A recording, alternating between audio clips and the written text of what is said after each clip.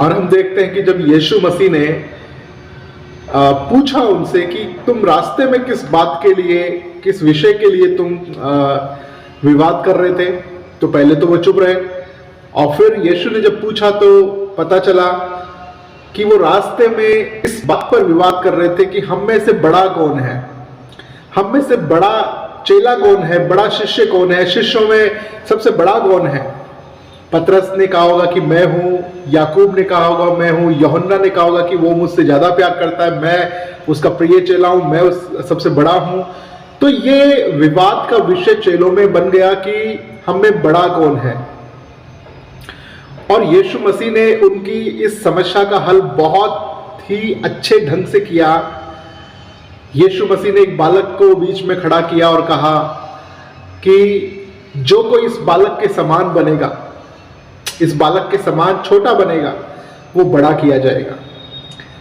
और आज भी ये विवाद का जो विषय है वो हर मसीह जीवन में और तमाम दुनिया में ये चलता है कि बड़ा कौन है हम में, श्रेष्ठ कौन है हम में। अगर एक जगह 4 वर्कर काम कर रहे हैं तो वो भी ये सोचते हैं कि हम में बड़ा कौन है, हम में मुखिया कौन है। सब बड़ा बनना चाहते हैं, सब मुखिया बनना चाहते हैं, सब चाहते हैं कि मेरी पूछ हो और लोग मुझे पूछे, सब बड़ा बनना चाहते हैं। लेकिन पवित्र शास्त्र बड़ा बनने का सिंपल और सीधा रास्ता बताता है कि जो कोई बड़ा बनना चाहता है वो छोटे का दास बन जाए। आमीन। जो कोई बड़ा बनना चाहता है वो छोटे का दास बन जाए और उसकी सेवा करे, उसकी सेवा करे। और बड़ा बनने का जब ये तरीका यीशु ने बताया तो सारे चेले पीछे हो गए होंगे, भैया मेरे को बड़ा नहीं बनना, इसको बड़ा बनना है, इसको बड़ा दो, ये मेरी सेवा करेगा।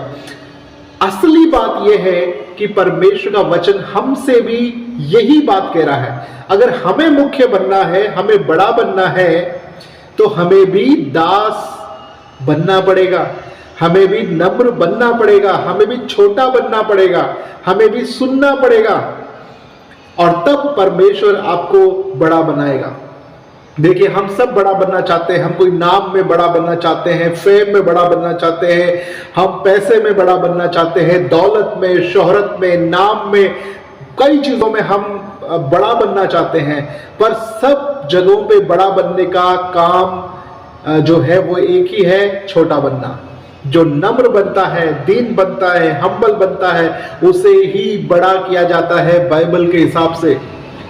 अगर आप बाइबल के हिसाब से बड़ा बनना चाहते हैं तो उसका तरीका यही बताया है पवित्र शास्त्र में कि आप छोटे बन जाइए और दास बन जाइए।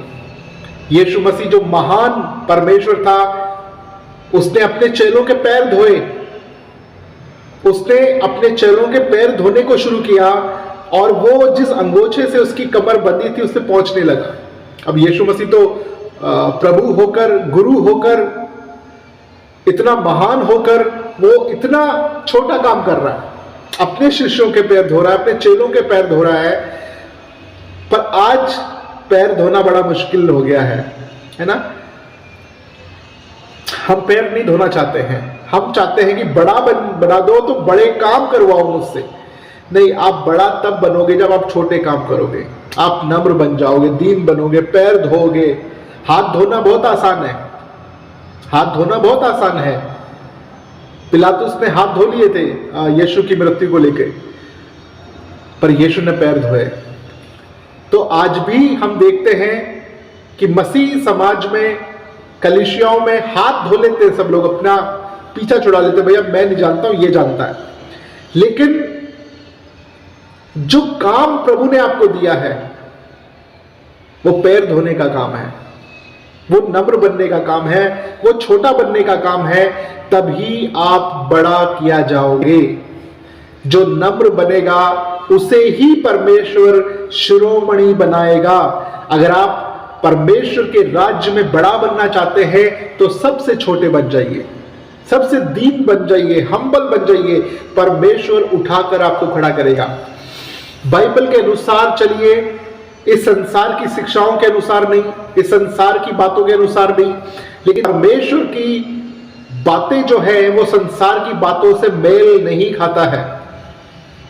संसार सिखाता है अगर तुम्हें धनवान बनना है तो लूटना शुरू करो, धोखा देना शुरू करो, यहां से आने दो, वहां से आने दो और चीटिंग करो। ये सब लिखा है। संसार के लोग यही कहते हैं कि बिना झूठ बोले हम बिजनेस कर ही नहीं सकते, बिना झूठ बोले हम छोटे एक रेडी भी लगाते हैं तो बिना झूठ बोले नहीं चलेगा हमारा काम। तो ये सारे काम संसार में बिना झूठ के, बिना पाप के, बिना बुराई के नहीं चलते हैं। लेकिन पवित्र शास्त्र हमें सिखा रहा है कि तुम्हें बड़ा बनना है तो तुम्हें छोटा बनना पड़ेगा। और ये तरीका है, बाइबल हमें सिखाती है तुम्हें धनवान बनना है तो तुम बोना सीख जाओ। जो छितरा देते हैं, जो बिखेर देते हैं, उनकी बढ़ती होती है। जो दूसरे की खेती सींचता है उसकी भी सींची जाएगी, ये बाइबल हमें सिखाती है। और ये संसार की शिक्षाओं से बिल्कुल उलट है। संसार कहता है कि आंख के बदले आंख और दांत के बदले दांत, तो परमेश्वर कहता है अपने शत्रु से भी प्रेम करना है, अपने शत्रुओं के लिए प्रार्थना करनी है। जो तुम्हें सताता है उनके लिए दुआएं करो, उनके लिए प्रार्थनाएं करो। तो संसार की शिक्षाएं मसीह के वचन से मेल नहीं खाएंगी और आप संसार के शिक्षाओं को उतार डालो और मसीह की शिक्षाओं को पहन लो। आपको मसीही जीवन जीने में बहुत मजा आएगा, बहुत मजा आएगा। क्योंकि जब आप पवित्र शास्त्र के अनुसार चलोगे, अपने शत्रुओं को क्षमा करोगे, माफ कर दोगे, तो आपको बहुत आनंद होएगा, बहुत मजा आएगा। लेकिन जब शत्रु के प्रति मन में कड़वाहट को लेकर चलते हैं तो एक भारीपन आपके ऊपर होता है, एक बोझ के नीचे आप दबे हुए होते हो और कभी आनंदित नहीं होते हो। इसलिए बाइबल में लिखा है कि हमें उसे क्षमा करके उसको अपने जीवन से उतार देना है। उसका बोझ लेकर हम क्यों चल रहे हैं? उसको क्षमा कर देना है। अपने शत्रुओं को क्षमा कर दो, अपने दोस्तों को, अपने रिश्तेदारों को, अपने परिवार, आस पड़ोस के लोगों को क्षमा कर दो। फिर देखो आप कितने हल्के हो जाओगे। और हल्की चीजें बहुत ऊपर तक जाती है। आमीन। जो भारी होगा वो बहुत ऊपर तक नहीं जा पाएगा, लेकिन जो हल्का होगा वो बहुत ऊंचे पे जाएगा। इसलिए संसारिक बोझ को, अक्षमा को, पाप को, बुराई को छोड़ दो और मसीह के साथ, आनंद के साथ बढ़ते जाओ। परमेश्वर आपको बहुत ऊंचे स्थान पे ले जाने वाला है। Praise the Lord. आमीन।